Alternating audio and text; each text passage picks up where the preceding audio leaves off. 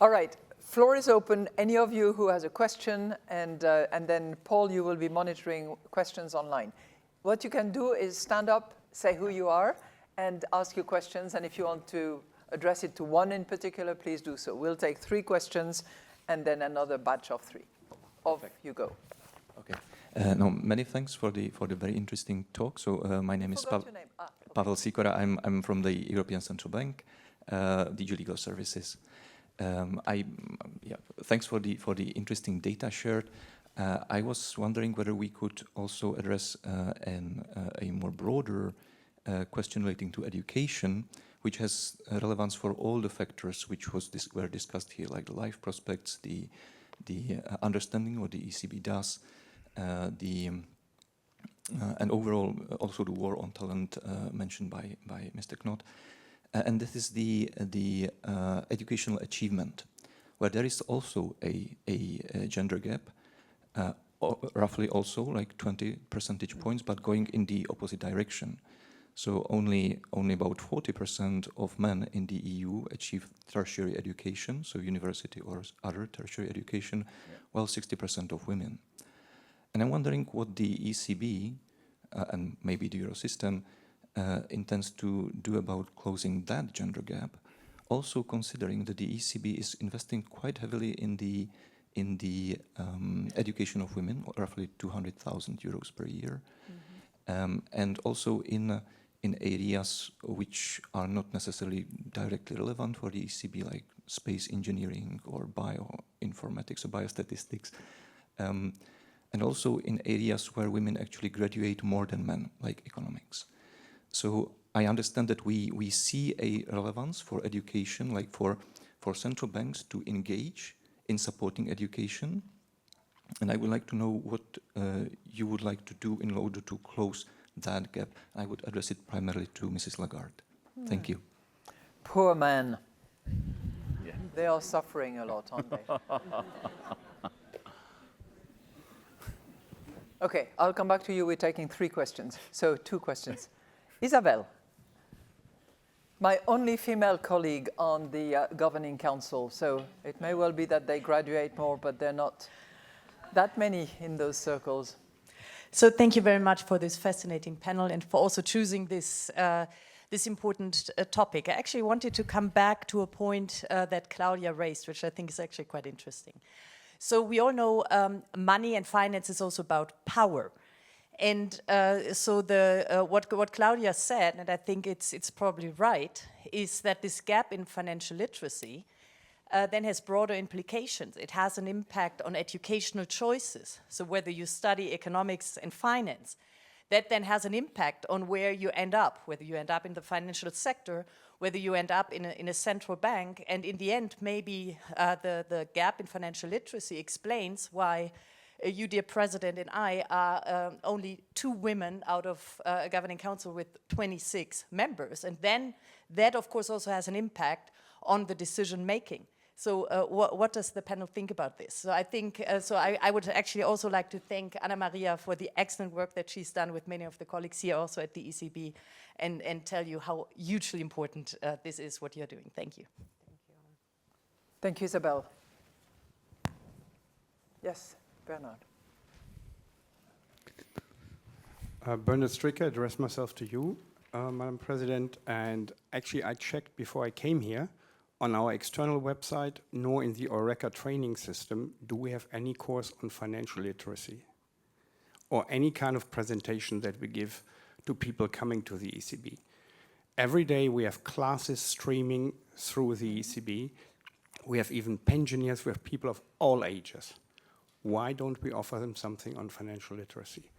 And I would even extend that to my colleagues here who are highly skilled, but writing policies is not the same than financial literacy.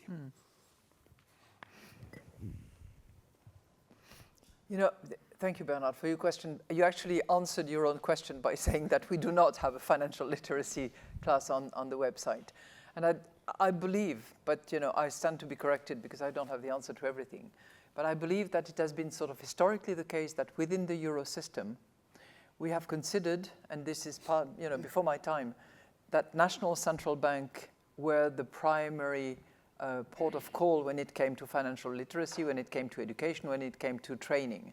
And for instance, in Germany, for example, I think the Bundesbank is the national central bank that is associated with courses, training, and all the rest of it. Now, we do give a lot of courses. We do, provide a lot of educational and training. But I think you're right, on financial literacy itself. I mean, unless, and as I said, I stand to be corrected because I don't have the answer to all. But the expert that has so ably organized this this symposium, thank you so much, tells me no, but maybe Frank has an idea and he has a yes answer. So Frank Elderson, member of the executive board. So it must be in supervision matters that there's a lot more. No, there's this one initiative by 2 of our trainees, which I think requires a little bit of attention because it's a wonderful thing and it goes to the core of what we have been discussing. Because they're from Italy, and they came to the conclusion that it would actually be very nice if they went back to their own school. And they felt that if they went back to their own school, still being relatively young, and they would be sitting there in that class, being able to say to all these kids in this class, and this is an underprivileged area of Italy, and they could show that they, only 10 years earlier were sitting there, and now they were working for the European Central Bank, that could kind of like create a bridge that would then make it possible for them to, at the same time, teach a lot about what finance is. And they are trying to get all trainees to do this. And actually, they are trying not only to all trainees to do this, but then all staff members of the ECB to do this, because we all went to a school. And then, if you think about all the people that don't just work for the ECB, but also for the European system of central banks, and why not the SSM, there is tens of thousands of staff members that could go back to their high schools and their elementary schools and reach many, many people. Thank you. Thank you so much. Claudia, you wanted to add something? It was to this one about teaching. I think even if there are no dedicated financial literacy initiatives, but I think we're doing a lot of things to explain what we do. There's this espresso economics, which I find very useful, where there will also be more content related to supervision. So maybe if it's not exactly dedicated to that topic, but I think we do a lot in a very intuitive way to explain what we do, and maybe more can be done in that format. I would like to pick on Isabel's point briefly. Actually, we have more women in the supervisory board than there are in the governing council. So it would be interesting to see what is the driver behind this. So this is, and I think it's very useful in terms of, and I see some of the colleagues here like Alessandra, I think it's very useful in terms of the collective decision making that we do in the supervisory board. And of course, something that we look at when we look at the banks, and I thought maybe that Frank was pointing to that, so that we look at the collective suitability of bank boards. Of course, this is not necessarily something where we can enforce more gender diversity, because we also depend on the national laws, but it's certainly something that we look at, and it's very important. And also I think there we've turned the dial a little bit, because we see that more banks have gender diversity policies in place, and of course we make sure that it's not just on paper, but it's also reflected in the governance framework. So there's a bit we can do in that space. I think that is crucially important also. But let me maybe underline the point that Isabel made. I think it's not only true for central banking. When you're going outside the central bank world and you count the numbers of female DAX CEOs, I guess there are not so many, as far as I'm not wrong. Maybe somebody knows the number. I guess is it maybe one person? I'm not sure, but maybe less than 10%. Less than 10%. So what I would like to say is that it's still a world like this famous book, Lords of Finance. Yeah. So, and it's about power at the end, and it's about influence at the end. And so, yeah, this is absolutely right, sitting here as a man saying this. And to address the first question that we had, clearly we are doing some special action in order to help women access those positions that we have just discussed. So we've put in place many years ago, before my time actually, a scholarship program that is intended for women. I think we have 50, if I recall. I speak under the control of the team here. There are 50 women who are regularly selected with great scrutiny to make sure that they have the best credentials and that they really deserve support. And we focus in the fields of macroeconomics. We have recently extended in order to make sure that we improve also the percentage of women coming from STEM training, but accessing in particular information services and technology. So that's the field to which we have extended it. And it's good news if what you say is correct in the fields of macroeconomics, which I would like to see actually, or technology, that women are now graduating more. What I find very puzzling, for myself at the age that I have reached, is why is it that we would have that discrepancy, and why does it reverse so much over the course of time? Because in the target and quota policy that we pursue, we are not at 50-50. Far from that, actually. And in a very disaggregated and very fragmented way, we are in certain areas close to 40%, but not even at 40%. But I'm sure that you will be giving me the details of this 60-40, which I'm interested in. Anyone? Yeah? No, wait. There is one just behind you, and then it's over to you. Okay, sorry, thank you. Hi, I'm Matteo. I'm a trainee in DG Statistics. So first of all, thank you again for the panel discussion. So I had a question for Professor Lusardi mainly, and it has to do with that underconfidence that we have discussed before. I was wondering if you think that, or if we have data on the possibility that maybe, I was thinking that the persistence and the reliance even on traditional gender roles and stereotypes may affect like expectations even on the dating life, on marriage life, and in turn family education, that leads to like an implicit and involuntary set of incentives that is put into place that leads to specialization of the different genders into financial matters. Like it, in plain terms, it's maybe some men and some women may still have the idea that it's a man's job to take care of the bills, of taxes, and so on. And so even before this dating actually starts, education carries through in a way that leads to this specialization. And this leads me also to a related question that has to do with bringing financial literacy into public education, because if what we are saying is true, like the family is not enough basically to rely on, and I'm wondering why it feels that we have such a hard time in Europe in getting finance and financial literacy into public education. I've been studying in the United States for a while, and they have mandatory courses there in every high school. Here it feels like there's this sort of opposition from families and people in general. Yeah. Thank you. Absolutely. Yes? And then I go to you. Thank you very much. As one of the rare female central bank governors in the global financial community, I'm really privileged to be here.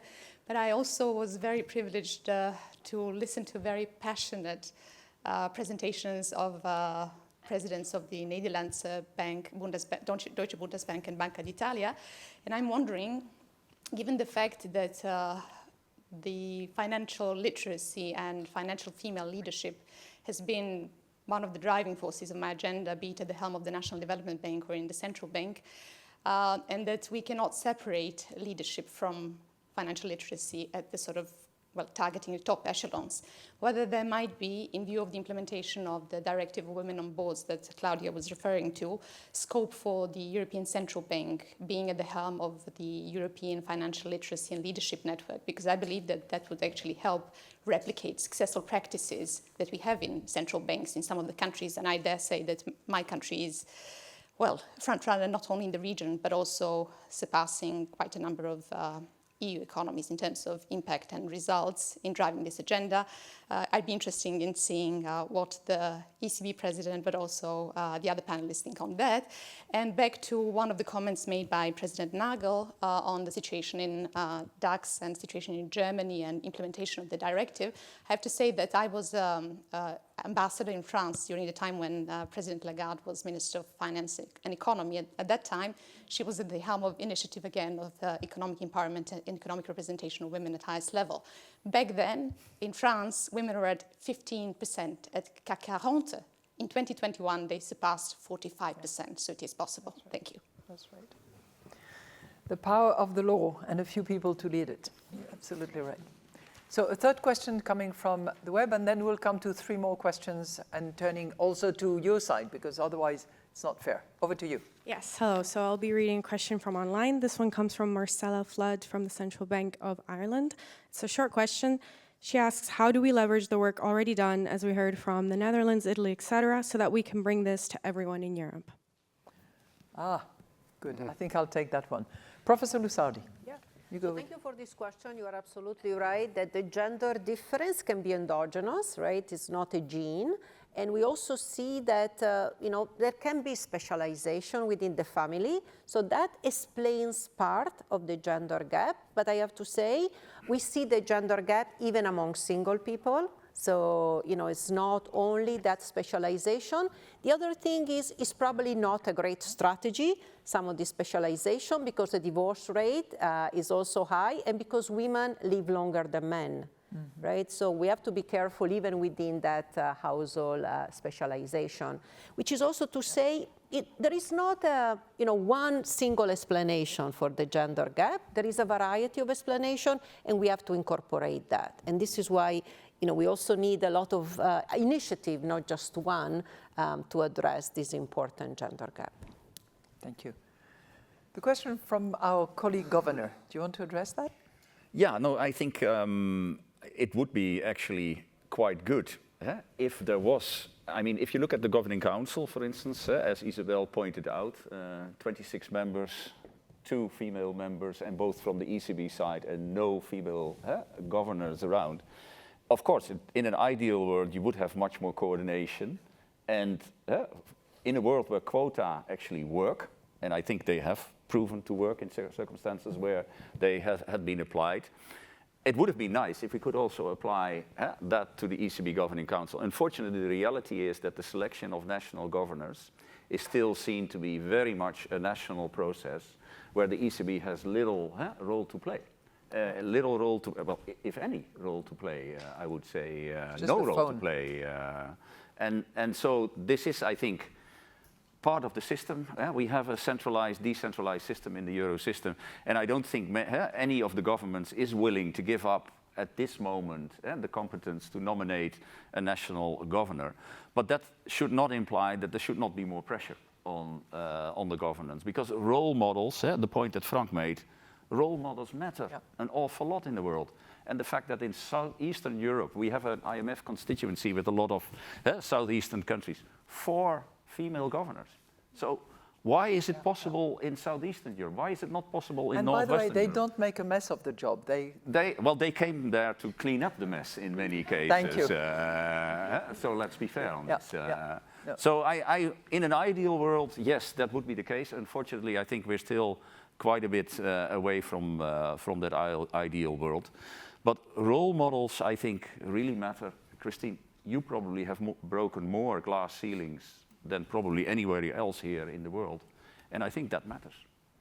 I'm all bruised now. Yeah. So the question, it was Central Bank of Ireland, right? So can I announce it? Okay.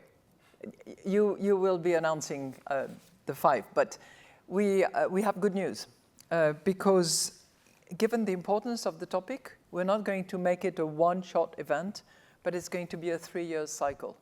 So when we see each other in a year's time, in 2 years' time, we will have to account for what we are soon going to commit to do. That's one thing. The second thing is that we will have on our website a special repository of all the platform, the techniques, the links that have been described for all of us today, and more from all the central banks, many of which are represented today. Because for those who are online, you don't know that we have with us the central bank governor of the Bank of Belgium, of the Bank of Cyprus, of the Bank of Ireland, the Bank of Croatia, and of the Bank of Slovakia, and of the Bank of Estonia. I knew I was going to, no, I know, but we have a little joke between us because I always refer to him as the central bank governor of Estonia, but he's the central bank governor of Lithuania. But they are close. It's an ongoing joke because I made the mistake once of introducing him publicly as. So that will be, I don't know that it will be up and running in the next 2 weeks, but this is really a plan that we have in order to make sure that it's available on a very broad basis. So we're going to move to the other side now. 2 questions here and one more if you're receiving one from the website. Thank you very much. My name is Katharina Klausch. I work in the SSM in the legal department. And I would like to add one more dimension to the discussion, which was very inspiring. I think there's also a very democratic dimension to this discussion. We've just seen in Germany the elections going on. If you want to be able to understand the different parties' agendas, programs for the elections, a big part of that is the economic concept behind it that they are propagating. So in order to be enabled to take choices as a democratic person in your country, you need to be able to understand the economics behind the programs of the parties. That's one point. And the second point that's very also related to it is that we see the AfD has been voted a lot by people so-called in protest and from lower societal layers. However, somehow they probably did not understand fully what the AfD is propagating for them, which is more, to the side of the rich people in Germany, not so much their positions in poorer parts of Germany. So this is a very, very important question for democracy as well, the financial literacy, and connected, of course, mathematics and skills in mathematics, which we know from the OECD studies. There's differences also between boys and girls and so on. So this is also connected. Thank you. Thank you very much for bringing that dimension, really. It was not a question addressed to anyone, but a great, great contribution. Trust in institutions is really positively associated with financial knowledge. True. Yeah. And that's true. good for stability of society. And maybe I really couldn't agree more what was just said. I think we have to put this much higher on the agenda because it's going beyond what we had discussed so far. It's absolutely right. It's about us. It's about our democracies and how things maybe might evolve over the next year. So maybe, Christine, and I really appreciate your new initiative. We should get more into the driver's seat when it comes to financial literacy. Okay, that's good. So there will be a budget discussion coming up soon. Well, there is so much space for cuts elsewhere. Yeah. Any question? I saw a hand there. Yes, okay. Many thanks for the very interesting talk. I am Aurora from the ECB Market Operations, and I am curious to hear your opinion on a trade-off. Like, on the one hand, the pessimistic opinion about pension schemes and in general welfare schemes, and the raising of fintech might encourage people to get more financially literate. Like, for instance, the fact that while I'm doing online shopping, I see the possibility of paying my item in installments. But on the other hand, low economic growth, low wage might discourage people and might prevent them from getting financially literate because they have fewer means, and financial literacy might just translate in I do not spend and I do not invest because I cannot afford it. So what is your opinion on this trade-off in the near future? Thank you. If I hear you well, you're saying that the more literate I am in financial matters, the more I'm likely to save because of the hostility and the risk out there, in a nutshell. Is that right? Yeah. I will then turn to you, Professor Lusardi. Yeah, I'm very happy to answer this question. It's actually very important, and thank you for saying that. Clearly, again, financial literacy is endogenous, and there are many incentives to acquire it or not. I want to make sure one thing about the fintech. People sometimes think that fintech is going to replace financial literacy. In fact, it's a complement to financial literacy. It's not a substitute, because now that you can move some of money with a click, you need to know even more. And we have actually seen that people who use fintech without being financially literate end up doing worse than people who don't use it. So like the warning about this. The second thing you said actually is important. We do see, and this is why the correlation is tricky, we see in the data that people with low, for example, socioeconomic status have lower financial literacy. But I have to tell you, the incentive is not to acquire it, because what we see, in my view, is that financial literacy or the lack of financial literacy is very regressive, meaning people with low knowledge and low income pay a lot more for financial services. They are the ones who do not compare term when they borrow. They are the ones who don't refinance mortgages when the interest rate go down. They are the ones who stick, for example, with for example, fixed rate mortgages, even though the interest rate is high. And so, financial illiteracy can really be a detriment. And I would say, it is even more important for people which have low economic status. And this is also why I think we need to provide access to financial literacy and make it easy to get that financial education. In a targeted way. Yeah. So one more question from the website and then from Governor Wunsch. Yeah, we have another question from online. Younger people are increasingly taking information about finance via social media. How do we ensure that groups do not become victims of these influencers with conflicting interests? That's a huge question.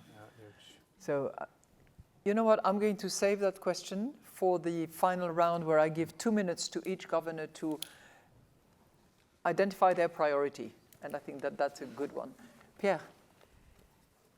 Governor Wunsch of the Central Bank of Belgium. Thank you. No, I have a question. I don't know if we already have had time to look at that, but the fact basically that a lot of people have invested in Bitcoins or some of the equivalents have made a lot of money, while we were as institutions saying, I mean, this is just not, not safe, way too dangerous and so on.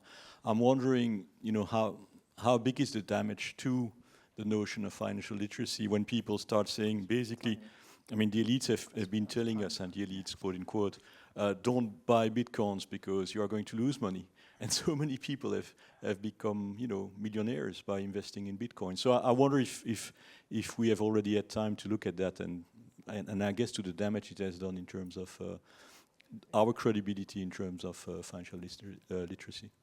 Pierre, to be fair, I think also so many people have lost their shirt out of investing. So it cannot be just one-sided. Gabriel, last call. Thank you, Christine, and thank you for this whole discussion, which has been excellent. I was going to make one point, but I'm just going to answer, just address Pierre's point just now. Don't buy Bitcoin. The point I was going to make, which was, it came up in the discussion earlier on the panel, and it was a part of a question, I think, from the floor.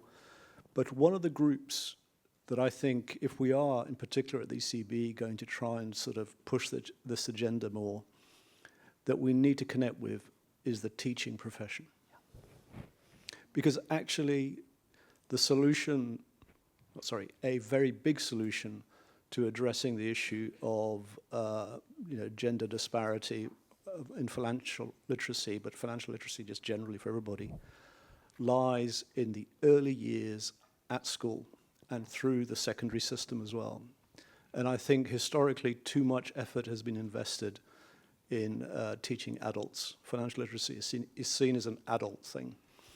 And I think that's too late. But I also observe, and I'm not an expert on this, but my observation is that the teaching profession resists this. It's seen as alien.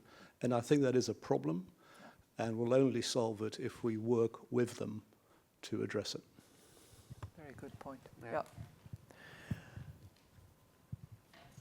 So I hope it's all right with all of you. I know there are other questions coming up, but I would like to ask each of the panelists who have volunteered their time and who are very concerned about this project to submit in 2 minutes each. I'll be ruthless with the 2 minutes. priorities, learnings, and you're going to also access or give a response to the question about the credibility of the information that is released on social media. That was the question. Fabio. On social media, it's clear that many young boys and girls do pay very high attention to social media, and they may fall victim of fake news. The solution is very simple. We have to be present on social media too. And we use social media to implement our financial education programs. Of course, it's a very daunting task because it's an immense universe, but we have to engage with the young generations on these media. On our commitment, President, I commit in advance to what will be announced later. So I agree without listening to the proposal, but we know the proposal. So wait, it's coming. I do agree that we should step up our efforts on financial education to improve financial literacy. We should cooperate at European level, putting together the data, the analytical capacities to compare best practices. And I think we have to do this for all the good reasons that you mentioned before, because this is part of our core business. By the way, the Banca d'Italia is responsible for consumer protection in Italy. And as part of this task, we have to deal with financial education. But there's also another reason, probably the most important one, why we have to get involved with financial literacy. And it is very simple, because it is the right thing to do. It is the right thing to do to allow families to plan their future, to plan their pension time, to be able to withstand serious shocks such as illness. In short, to be able to live their life in peace with their families. We are public servants, and this is the contribution we can and should make to society. Thank you, Fabio. Professor Lusardi. So be a voice for change. Central banks are very important. Everybody recognizes your expertise, and so I'm also calling not just to the people here, but in the audience, on this floor, but also in the audience, and everyone also attending online, for being a voice for change. I think we need this change, and we need concrete steps, and that's why, hopefully we will describe these 5 steps, for example, that, have been decided today, because, concrete steps are important. We cannot just leave it as a discussion, and because I think research has a lot of suggestions to give in order to be more effective, to be more targeted. We have evidence of what works and what doesn't work, so it's time for action. Women are half of the population, and we know that when we empower them and we give them the knowledge and the confidence, there are important results in terms of saving, financial security, championing a world that gives women a good shot at financial security can benefit us all. Imagine what a future we can create. Thank you, Professor Lusardi. Joachim. Thank you very much, Christine. First, about social media. I saw yesterday a fake video of myself on Facebook giving investment advice for a weird product. Oh, it was fake. Yeah, it was fake. It was fake. So when you ever... So what I would like to say with this is that we have to be really cautious here, careful, but we have also to use all the social media networks. I think we should take that as a kind of an instrument, and also have this cross-check and balances what's on there, what is wrong, and so we have to also take care on what's going on there. And I couldn't agree, as always, with my friend Fabio, what you said about European. Dear friend Fabio.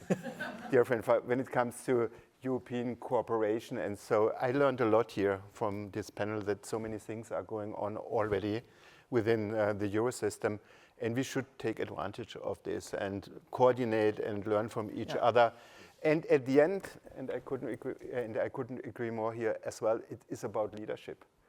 We have to be an example for what we think is necessary to do. And yeah, we should bring ourselves into the driver's seat. Yeah. Thank you, Joachim.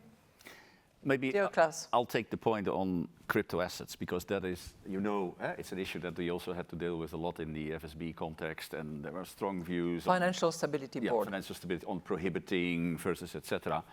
And so one of the points that I've always been making is we also don't prohibit people from going to casinos, do we?